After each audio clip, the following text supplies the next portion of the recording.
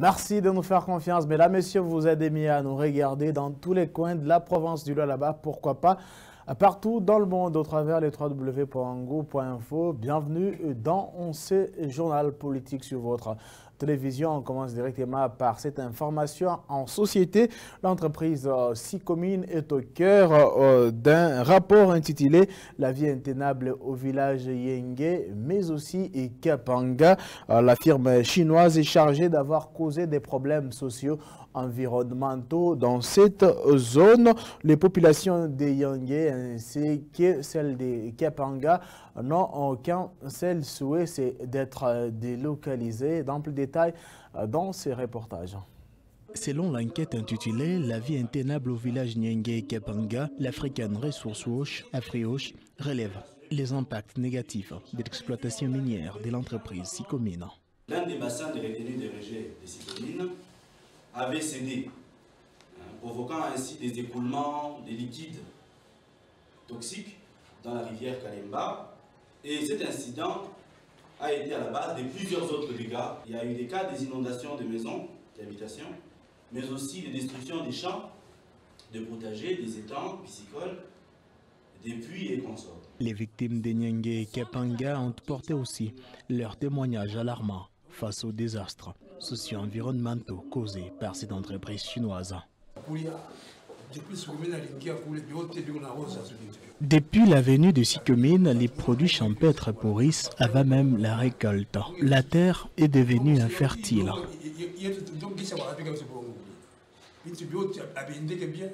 L'entreprise Sicomine, au travers son représentant présent à la cérémonie de la publication de l'enquête, a plaidé non coupable. Les omelettes sans casser les œufs. C'est là où il y a maintenant l'existence de l'étude d'impact environnemental, du plan de gestion environnementale et du plan d'administration et réhabilitation.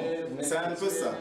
Mais cette organisation des droits humains et les populations victimes ont une seule recommandation phare, la délocalisation. Les problèmes sont là, les victimes sont là. Et l'entreprise est responsable, c'est question de reconnaître. Les gens sont en train de mourir, voilà pourquoi nous demandons urgemment à ce que Sicomine puisse mettre sur pied un mécanisme rapide de délocalisation des communautés de Yenge et d'indemniser toutes les victimes par rapport à tous les préjudices qui leur ont été causés. Dans les rapports, AfriWatch note que depuis l'installation de la Sicomine, les communautés des villages Yenge et Kapanga se plaignent de la dégradation de la qualité de l'air et de l'eau, des terres arables, ainsi que leur état de santé suite aux activités minières menées dans cette zone. Parlons cette fois-là éducation. La province éducationnelle Lualaba en ligne environ 13 000 finalistes aux épreuves de l'examen d'État édition 2022. La cérémonie officielle du lancement des épreuves hors session a été présidée par le ministre provincial de l'Éducation, Jules Kabouit. Nous sommes au groupe scolaire Ewabora en ligne d'émir. La dissertation était sur la table des finalistes. D'amples détails, encore une fois de plus, dans ces reportages. Les coups d'envoi des épreuves de la dissertation pour l'examen d'État édition 2021-2022 de la province du Lualaba a été donné le lundi dans la ville de Kolwezi, chef-lieu de la province, par le ministre provincial de l'Éducation, Jules Kabouit, représentant les vice-gouverneurs en présence de superviseurs nationaux et de notabilités locales. Le centre de Ewabora ex-Athénée a servi de cadre. À travers votre façon de chanter l'hymne national, ça montre déjà que il y a la détermination, n'est-ce pas? Oui. Nous sommes très heureux parce que je sens en vous vraiment la réussite, n'est-ce pas? Le ministre provincial de l'Éducation, qui se faisait accompagner du prophète de Lualaba 1, a visité à titre symbolique 3 centres de la ville de Kolwezi où il a encouragé les finalistes, à qui il a souhaité plein succès avant de leur recommander plus de confiance en soi. Je m'a chargé de venir vous encourager. N'est-ce pas? Nous avons besoin de la réussite. Nous voulons que nous puissions tous fêter ce jour-là, n'est-ce pas? Pour ça, nous vous demandons d'être concentrés, de bien travailler. Ne soyez pas pressés, surtout, n'est-ce pas? Car votre réussite, nous l'attendons, n'est-ce pas? Voilà, que Dieu vous bénisse. L'inspecteur provincial de l'EPST Lualaba 1 est revenu sur les statistiques de cette année. Les statistiques attendues, le nombre d'élèves attendus à cette épreuve-là, c'est 13 930, dont 6 114 filles et 7716 garçons, répartis dans 34 centres à travers les 4 pôles de la province éducationnelle de Lualaba. Aucun incident n'a été enregistré au cours du lancement de ces épreuves. Et puis, les forums de l'unité et la réconciliation des Katangais s'est clôturé le dimanche 22 mai 2022 à Lubumbashi, à la cathédrale Saint-Pierre et Paul, au cours d'une messe de réconciliation qui a été dite par l'archevêque métropolitain de Lubumbashi en présence de plusieurs confessions religieuses, des notables, entre autres Moïse Katumbi et Joseph Kabila Kabange. Retour sur la cérémonie de l'enterrement des haches de guerre dans ce reportage.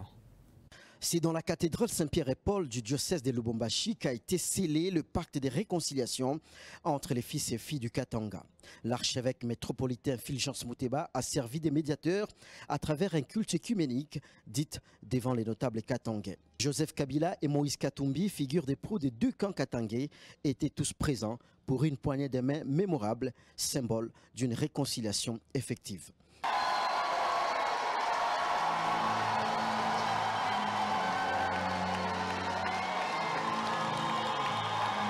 C'était l'attente de tout un chacun de voir Joseph Kabila et Moïse Katumbi se réconcilier, se saluer. Ça a eu lieu, mais il faudrait savoir que nous venons de sceller un avenir meilleur pour le Katanga. Une fierté, mais surtout un motif de satisfaction pour les uns et les autres. C'est une victoire, c'est une réussite. Vous savez, la réconciliation n'est pas quelque chose de moindre. Les recommandations sanctionnant l'aboutissement du Forum de l'unité et de la réconciliation des filles et filles du Katanga ont été passées en revue. D'arrêter toute spoliation et de s'opposer à toute prédation, tant interne qu'externe de nos terres, aux autorités nationales. De mettre fin au flux migratoire massif opéré sans aucun respect de la dignité humaine et perturbant l'ordre social et l'ordre public. La libération des sœurs et frères katangais en étant d'arrestation dans un esprit de réconciliation nationale. 3. De créer les conditions de retour au pays et dans notre province des sœurs et frères injustement traqués et contrés en exil. Désormais, les Katangais sont réunis dans la diversité d'opinions politiques et culturelles. Sur ce même chapitre, les réactions fusent de partout depuis la clôture du Forum de l'unité et de la réconciliation katangaise qui s'est soldée d'ailleurs par une poignée de main entre Joseph Kabila Kabange et Moïse Katumbi Chapwe. Pour certains analystes politiques, ce forum était le bon moyen pour réconcilier tous les Katangais, mais malheureusement, ce n'était qu'une réconciliation entre deux personnes, à l'instar Moïse Katumbi Chapwe et Joseph Kabila. Je vous propose de suivre ces propos recueillis par Raphaël Oblondi. Le problème, ce sont les deux messieurs, M. Kabila et M. Katumbi, à cause de leurs intérêts personnels, qui n'ont rien à voir avec l'intérêt des peuples katangais. Cela a fait qu'il a impacté sur la division. Alors, il fallait créer un bon cadre pour amener ces deux leaders à se réconcilier, chose qui a été faite par l'entremise de l'Église catholique. Et aujourd'hui, on a assisté à une réconciliation, chose que nous saluons, que nous félicitons, mais il ne fallait pas amener tout ce monde-là dans la salle, mon cher ami. Le problème, c'est qu'on devrait appeler M. Katumbi, appeler M. Kabila, s'asseoir autour d'une table, se parler. Ce sont eux les deux mots, ce sont eux les deux problèmes. Je bénis le prélat catholique qui a eu cette idée-là d'organiser une rencontre, de mettre les gens autour d'une table, c'est une bonne chose. Mais je ne suis pas d'accord avec une chose. Utiliser l'identité katangaise, parler réconciliation des Katangais, mais individualiser les débats, moi en tant que notable de cette province, je ne peux pas accepter. Ça ne me fait pas du bien, c'est de l'escroquerie. le prélat catholique a utilisé l'identité katangaise pour ses fins propres à lui. C'est lui qui est bénéficiaire. S'il s'agissait de réconcilier Katumbi et M. Kabila, il fallait seulement les appeler dans son bureau, convaincre Kabila, convaincre Katumbi, les inviter dans son bureau et parler en tant que frères et sœurs, c'est terminé. Mais utiliser les communautés katangaises, puisque Katanga est pluriel, il ne faut pas parler comme si on était une communauté, non. Katanga est pluriel. Utiliser tous ces gens-là pour reconstituer que deux personnes. Connaissez-vous la boisson la plus consommée au monde? C'est bel et bien l'été, une substance qui a plusieurs vertus, recommandées d'ailleurs par le corps médical d'en prendre quotidiennement pour une bonne croissance physique et mentale. Ici, nous allons revenir sur les vertus miraculeuses de la boisson la plus consommée dans le monde. Il existe différentes variétés de thé, parmi lesquelles le thé blanc, vert, bleu, noir et fumé, tous ici de la même plante. Seul leur traitement diffère et influe sur la qualité nutritionnelle.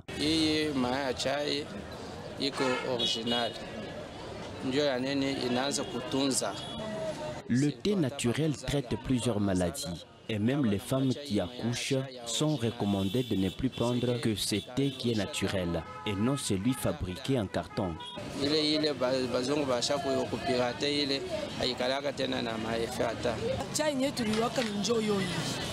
Elle dit que nous avons connu ce thé depuis le temps jadis. Il soulage rapidement, même s'il y a diminution du sang, ce thé vient renforcer, traite même l'hémorroïde.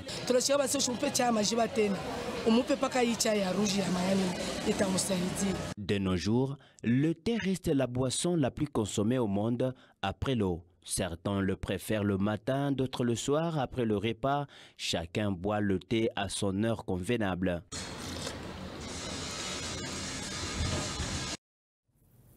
Avant de se quitter, page noire dans ce journal, Aimé Ngoyi Mukena, l'un des notables de l'espace Grand Katanga, a passé l'arme à gauche depuis les dimanches. Il faut vous le dire, plusieurs personnes gardent encore une pensée pieuse à mémoire de ces baobabs de l'espace Grand Katanga. Je propose ce reportage de patients par Kerkabamba.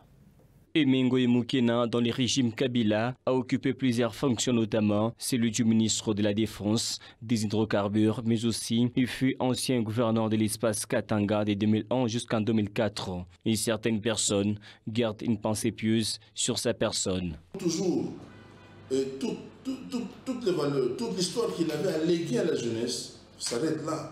Voyez-vous. Quand il y a un être cher qui disparaît de cette façon, nous devons avoir des remords et avoir des pensées pieuses envers lui. C'est un homme qui s'est investi pour le bonheur de ce Katanga, c'est un homme qui a travaillé, qui voulait bien que les choses aillent de l'avant.